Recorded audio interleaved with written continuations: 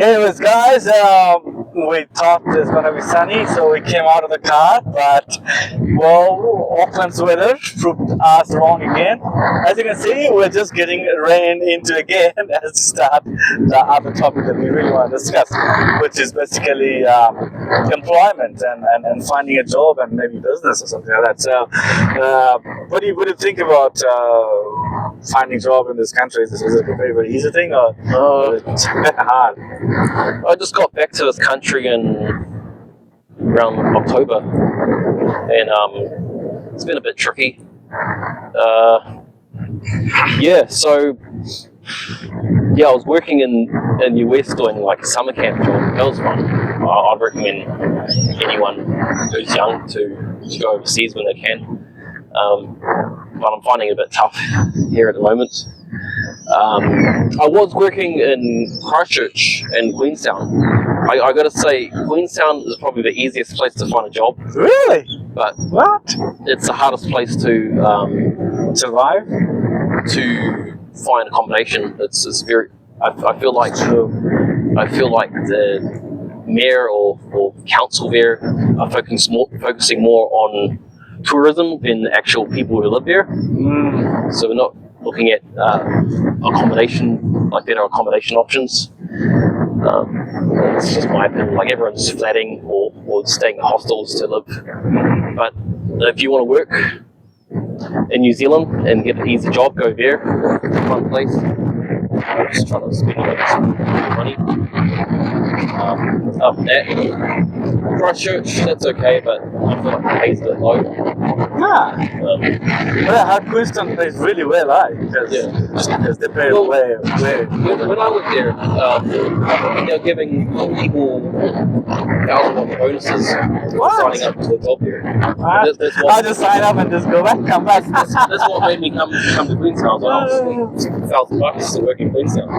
It's a bonus. And get to see the sights. It's just accommodation is a pain in the ass.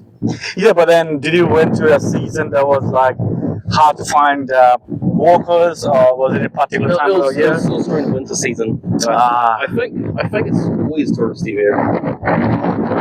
During the winter you got the snow season, and then during the summer you've got summer season where they do downhill biking and that type of stuff. But it's nice. Cool. And I think Auckland pays pretty well compared to small towns in the country. Yeah, I'm getting close. I'm a bit more selective on what jobs I want in Auckland at the moment. I just don't want to take any job. No, that's the thing. But here's the thing. Like, so if somebody wants to start out, or somebody lost the job or left the job whatsoever, and they're going to start out, so he or she will get options to take up any job which he or he doesn't like.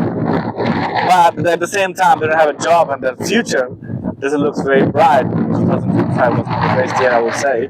So what's your suggestion on that? Like, where's the cutting point when you really decide to jump on something that you don't really 100% like, but you just have to take? I just feel like a lot of jobs are still paying minimum wage, whereas the living costs are a lot higher. So way higher. It's not worth busting your ass for 40 hours, maybe overtime for minimum wage. When just cutting rates.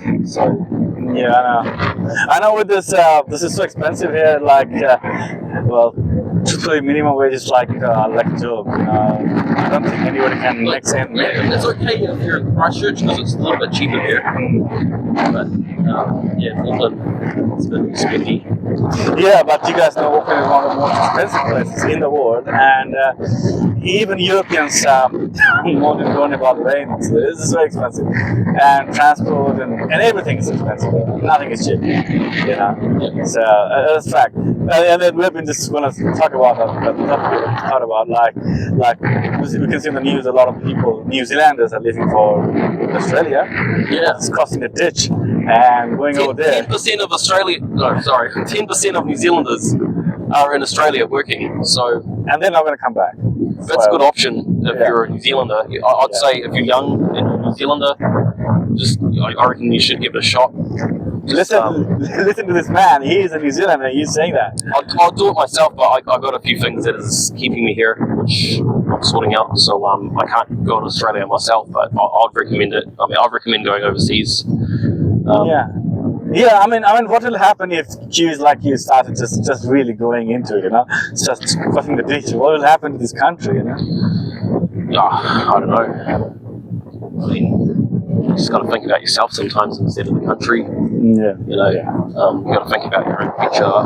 If you're young, just focus on the grind. Try and get as much cash as you can.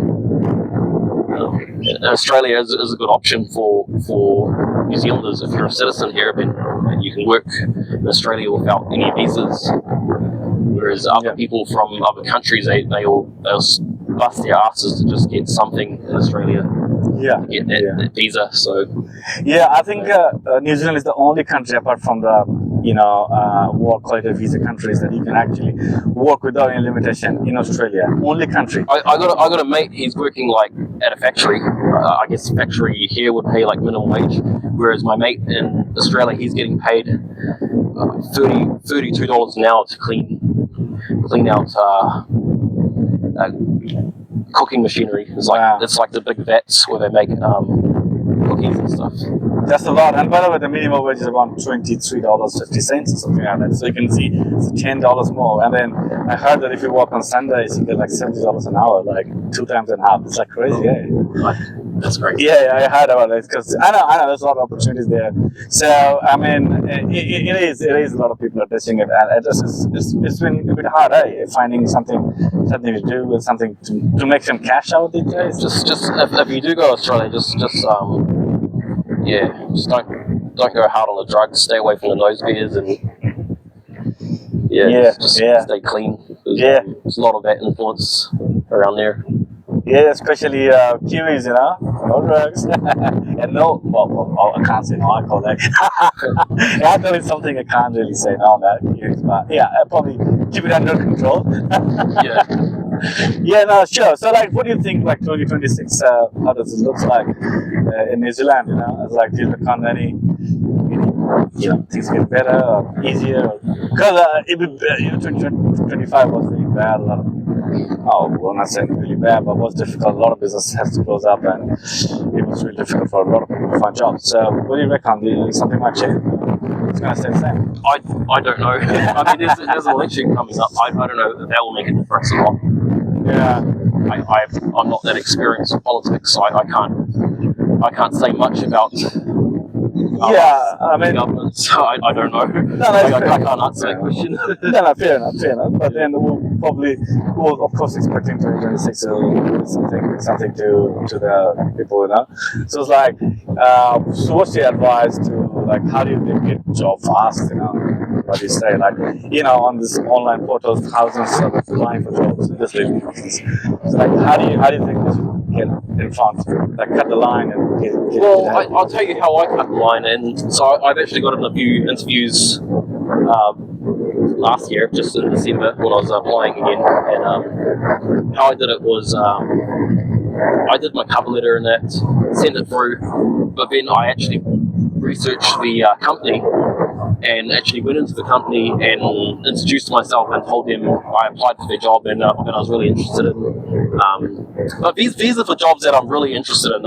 It's not just for any job. I think it's gotten to a stage where I just use AI, ChatGPT to just churn out a bunch of cover letters and send it. But the jobs I'm really interested in, I actually send a personal cover letter and actually approach them and say, hey, I wrote my cover letter. I just want to make sure you got my details. I just wanted to jump the queue. This is who I am. This is the type of work I'm interested in, and they're more likely to get in contact with you. And I did get a couple of interviews. Oh, that's super awesome. Doing it that way. Super awesome. That's a very proactive approach. Cool. Now let's get into about the details of that.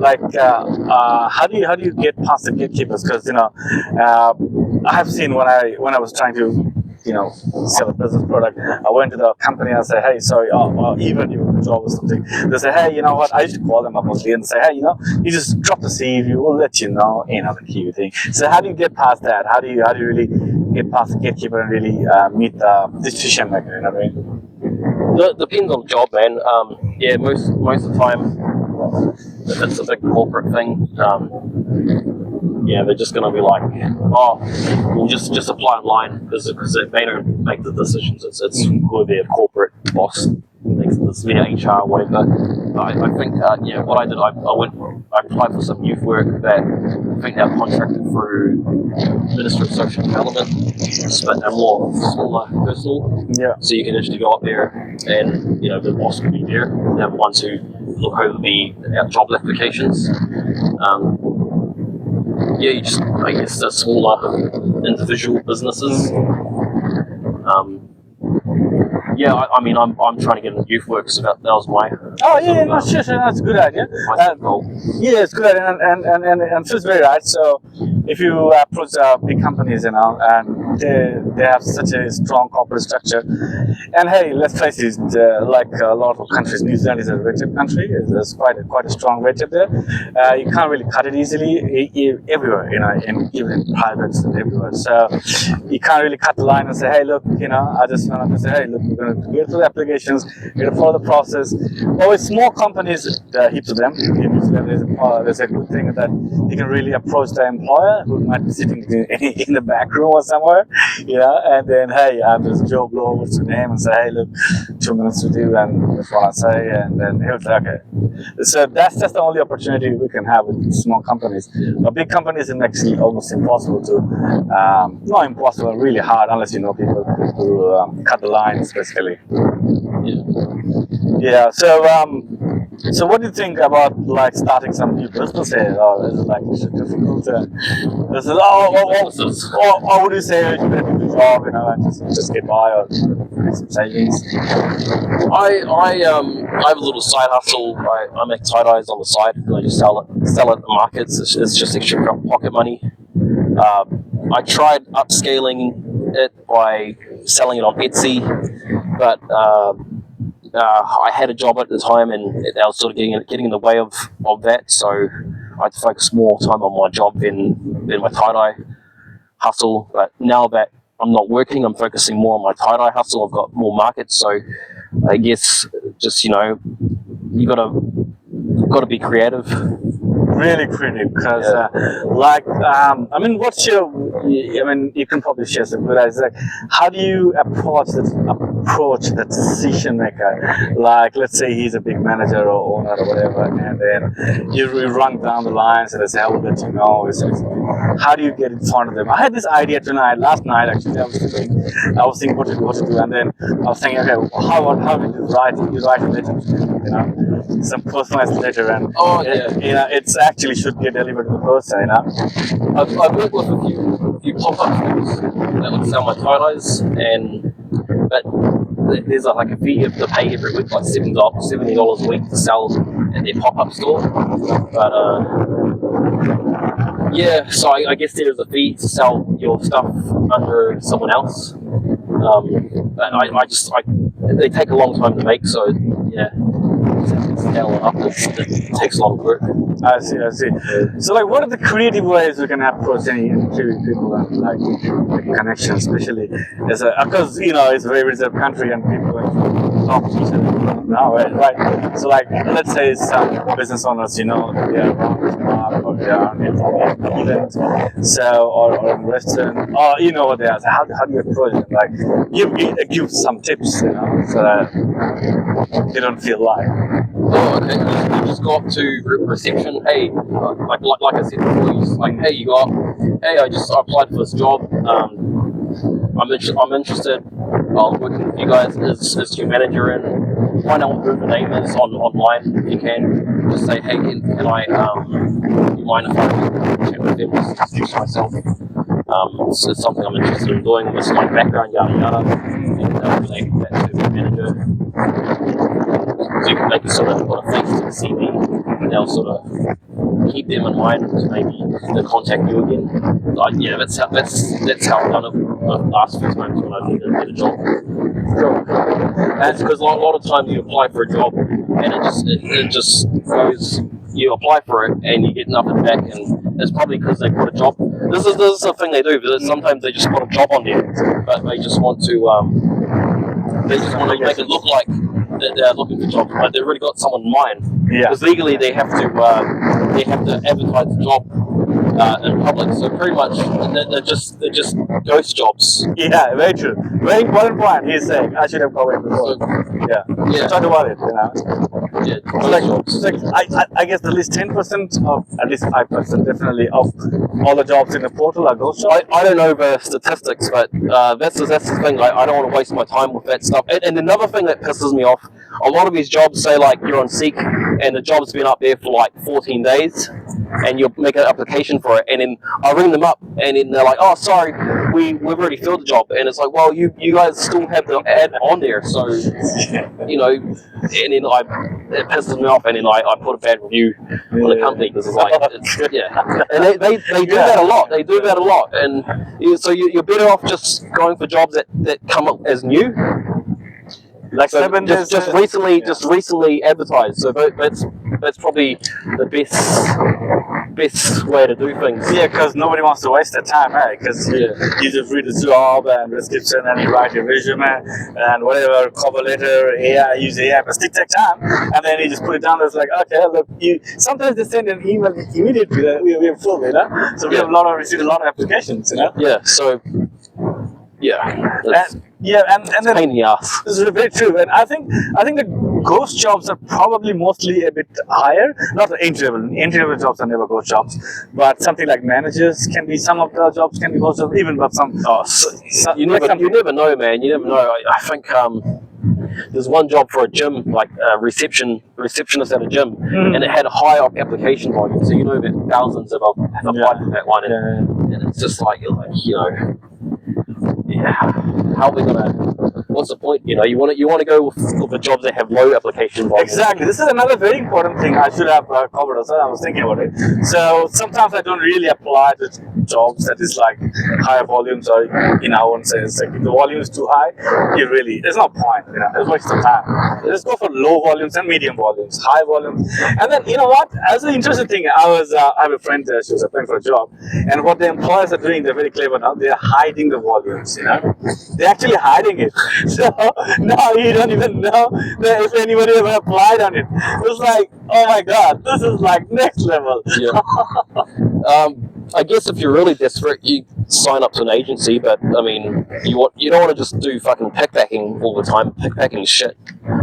It's shit, man. It's like a stupid job. You just pick that. It's not a stupid job. Someone's got to do it, but it's just like it's mind numbing, and I respect a lot of people do that, but you're never going to move up from backpacking. You want to actually have some skills on your belt. So if you're going to do like an agency, at least get your full license. Build on that. You'll get more money doing lollipop. Working roadworks, doing lollipop. Yeah. At least you get your STMS. If you can get that, you get a higher chance of getting a higher paying job. So if you got some certificates, I've got my wheels, tracks, and rollers, for example. So if I really need to, I can do the agency, like work at an agency for an agency until something I really like comes up. You get to choose your hours as well. Good on you, because this guy got WGR, which means that he can drive excavator machines, bulldozers, and so on and so forth on his license. But he has done it, right? He has driven those machines, right? Yeah. Pretty good with that, right? But most of the times they just say, oh yeah, he's got that, and then they just put you on a lollipop. But hey, it's better. It's better pay than just working hard all day doing devanning or because you've got no certificates or whatever, so you just be putting your devanning or like backpacking for minimum wage, and it's a grind and it sucks. So you might as well like work less hard doing lollipop and get paid more standing around than doing that all day, at least because you've upskilled a little bit. Yeah. For you guys, if you don't know what he means by lollipop, is basically you'll be standing beside the road with a sign that says one side is go, one side is stop. So you're gonna just sew the sign on and off as is needed to make it one-way road instead of two-way, because the other side somebody's walking. And then what he's saying is that if you do roadside work, which I think nobody wants to do, for some reason they pay very well, and it's actually paid to the agencies from the council. So it's really good pay if you're wanting a working night. Oh man. Really good. So what you have to do is put the thing up, you say stop or start, and then as you're trained on, and then you can just keep the traffic going. It's pretty easy. Yeah. And then like how do you think if somebody work on minimum wage, 40 hours a week, what's the chances of the person saving some money in Auckland? You Saving some money. Oh, do you think they can save some money, or it's just you'll be so depressed that you'll be spending it on food and drugs. So, or like, I don't know, man. Yeah, it's a slippery slope. Like I don't want to stay in minimum wage because you're just working so hard for nothing, and money's going nowhere. So you don't want to stay in a minimum wage job for too long. You want to try and move up. If you got a criminal conviction, at least like work on those construction jobs, like be a subcontractor or something. Get work on those tools. That way you can be a subcontractor and get paid better that way than having to. Because with minimum wage, you'll probably get like I don't know, 700 a week or something after shit. tax. That's shit. And then you pay like $250 at least rent, and then another $100 for groceries, $350. Yeah, and that's why a lot of people think, oh, I might as well be on the benefit because of that shit. Yeah. You're working less harder on the benefit. I'm pretty sure a lot of people are working cash jobs while on benefit as well. So yeah, I can understand that. And then so back to the point. So that's one of the things that you guys can do is working on roadside ones which people don't want to do. Basically, the idea is doing something that most people don't want to do, like if you're applying for store manager or something manager or something serious positions. They're really hard. Right? in Australia, if you're a pickpacker in Australia, you'll be getting paid way more. Way more. That's my point. You'd way more. Like I'd love to do pickpacking if it paid more money. So, like if it was paying like $30 an hour, oh yeah, I'd be pickpacking all day, bro. Yeah, and they pay you like time and a half on Saturday. And plus I'm like, sweet, I'm getting fit and I'm making a bunch of money. This is a good point because money makes you motivated, right? If you have a good it makes you, and if you work hard as a pickpacker, I mean, you're not going to get rewarded for it. You just have to keep up your quota so you can keep your job. So it's like keep your quota, you get paid. But if you work harder than that, then you just get rewarded with more work. No, this is true. Like this, I don't know why there's so much income gap between New Zealand and Australia. And I was like, we're a very close nation. It's like income gap is crazy. Like the amount of money Australia pays is like insane. Like I don't know, even US pays that much for this type of job that they're not paying. It's like crazy. Of course, you were working for Amazon and I don't know Facebook. You probably get like $200,000. I heard working for Amazon is shit. Like being a pickpacker there. No, I'm talking about office positions. Oh, no, fair enough. Shit, you're making $200,000 a month, a year or something. Yeah, but I don't know. Australia pays really well, and I probably should say Australia is richer than New Zealand. Yeah, they're a very rich country. They're really rich. Continent. They're rich. Like when I was in Sydney, trust me, 50% of the cars are European, which is Audi, BMW. At that time, Tesla wasn't around. Yeah. 2019. I was like, all the cars are like European, like 50%. Sydney is so rich.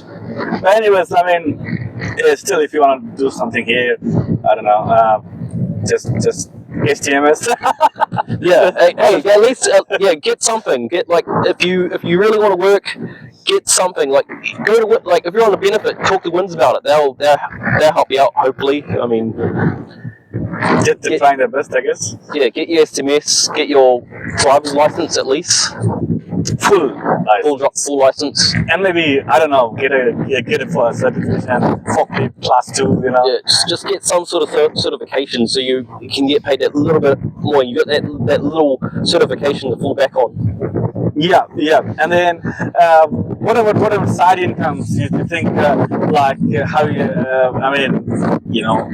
having side incomes like I don't know second jobs, and do you think there's any like people get tired of the first job anyways?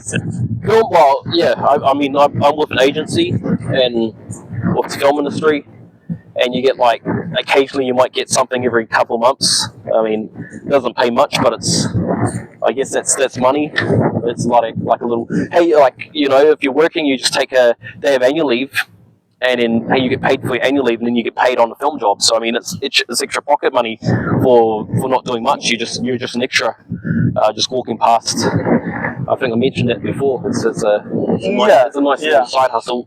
Yeah. So try to find side hustle because, as per my knowledge, people used to do side hustles like, I don't know, deliveries and taxis and stuff like that. That doesn't pay much at the end of the day. It's saving money in this country is very hard since 2025, I would say. You have a lot of people who came in the country to work, but there was not much work in the state. So, but hey, in saying that, they never give up. You keep pushing. Hey, that's the way. Keep applying, trying to see the employees, employers, and so on and so forth. And yeah, like I say, all the best. And what should I say? Yeah. Any other things that you want to say? Oh, before we wrap up, actually. Nah, I think I said everything I need to say. Yeah. I mean, we covered a lot of stuff. Like Siki, the most important thing, and applying side hustle. I mean, if anyone knows any side hustles, let me know, man. Side hustles can be one thing I want to say is side hustle before I close up because you have to have a job, then you can do side hustles. Yeah. But if you don't have a job, you do side hustle, you'll be so much stressed out that you can't do anything about it. You know what I mean? I had this one guy hit me up and he was like, "Oh yeah, come sign up to be a trader," and then it's like, but I couldn't get into it. Just all the graphs and stuff like that. Oh man, it's risky. Red and green candlesticks. I think I did it for a week and it wasn't for me. But then again, he was like trying to charge like $400 a month. I was just like, oh nah. I'll do it for a week if you give me a trial for free, and then I guess it's not for everyone. Well, another thing we should discuss. Trading. If you're good with numbers, be a trader or something. I don't know. But it goes up and down, so it's like you could. Apparently, he was talking about like resistance, and if you there's this thing called shorting, and you can if the stock goes down or the crypto goes down, you can bet against that and make a bunch of money that way. And then you got this thing called leveraging, whereas like it's sort of like you got $20, but then you want to do 10x, which is like 200. So you'll make it, instead of $20, it's $200. So but if you lose that trade, you lose all your money. But if you win that trade, you win all of it. So I don't know. It's and then there's like risk management, and you got to set stop losses, and I don't get it. It's like, but looking at graphs all day, that's not my cup of tea. But yeah. I mean, maybe you could look at that. I don't know. Yeah. And also there's other things like, I don't know, network marketing, MLM, whatever you call it. I mean, personally, I don't think it's because I tried it many years ago. A lot of friends, they never pick off the call. Actually, I came across that one. So do you remember that there was a guy who was talking about some business thing, and we had a few video calls, and then it turned out the same. We don't have to name the company, but it's the same company that we discussed. This network marketing company, and it was like, it's not a cup of tea. Yeah, a lot of people are making videos. It's just annoying when like someone wants to be your friend, right? And it's like, oh yeah, I want to share my business opportunity with him, and you go out with him, and then it's like, oh, it's fucking like network marketing bullshit, and it's like, oh yeah, it's like a triangle, it's like a pyramid, and I'm like, oh fuck, it's like I thought you just want to be mates, man, like, and you're giving me this shit. Yeah, I mean, I think people should be very clear about intention. I mean, you could have told me that like from the get go. Yeah. Instead of like trying to like weed your way in. I don't know why they do that shit, man. Yeah, I mean, I love things to be very upfront. Like, we could just say, hey, this is on the plate. If you like it, we're going to talk about it. Otherwise, it's all good, But then we don't have to put butter and make red look black or whatever. Change the color and say, oh, this is red. It's like, well, that was not on the. I actually tried to sign up just because like. Just for why not? And then they said I didn't make enough money because I apparently had to invest like oh my god, like so much, like how much, like $500 a month in it, and whereas that $500 a month could be better used like building up a business, like a food truck. You know, you can buy a van and sell like tacos or What do you guys sell, like gourami or whatever? Like I saw a guy, you know, sell naan bread? No, that's a good idea. Yeah, like you sell like naan bread, like with like butter chicken, you know, like sandwiches. The only dish do something like that. Do something like that. Yeah. And you make your money back that than just like putting like $100 a month in some 500.